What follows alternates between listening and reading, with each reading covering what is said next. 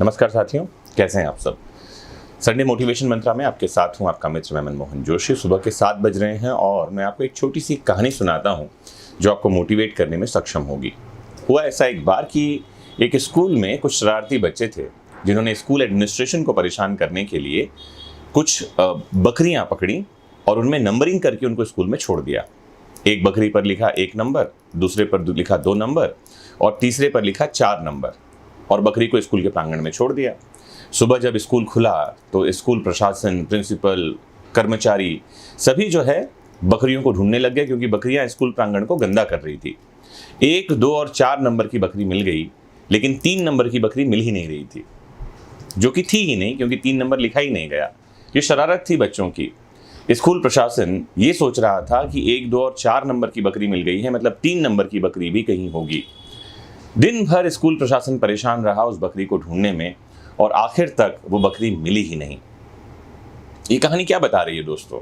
ये कहानी बता रही है कि जो इल्यूजनरी 3 नंबर की बकरी है, जिसका अस्तित्व, एग्जिस्टेंस ही नहीं है, हम सब अपने जीवन में उसको ही तलाशते रहते हैं।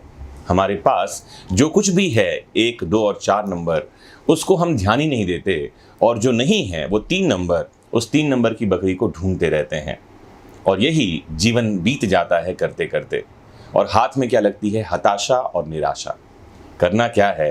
करना सिर्फ इतना है कि 1, 2 और 4 नंबर की जो बकरी हाथ लग गई है, जो भी कुछ सफलता, कोई समृद्धि, जो भी कुछ आपके पास में है, उससे काउंट करिए, उससे गिनिए। कहा जाता है कि count your blessings when others are in troubles in their life. सुबह उठते हैं आप तो क्या देखते हैं? सुबह उठते ही अगर आपके पास एक छत है तो खुश होइए। दुनिया में ऐसे लाखों करोड़ों लोग हैं जिनके पास रहने के लिए घर नहीं है। अगर आपके घर पर नल पर पानी आ रहा है तो खुश होइए, ईश्वर को धन्यवाद दीजिए, क्योंकि दुनिया में ऐसे करोड़ों लोग हैं जिनके पास शुद्ध पेयजल नहीं है। घर तक पानी तो छोड़िए, अगर दूर जाना पड़े कई किलोमीटर तो भी उनको पानी नसीब नहीं होता। अगर आपके पास खाने के लिए बढ़िया शानदार नाश्ता है तो खुश होइए, धन्यवाद दीजिए ईश्वर को, मालिक को, अपने माता पिता को, अपने सगे संबंधियों को। उसका कारण ये है कि दुनिया के ऐसे करोड़ों लोग हैं जिनको एक टाइम का भोजन नसीब नहीं होता।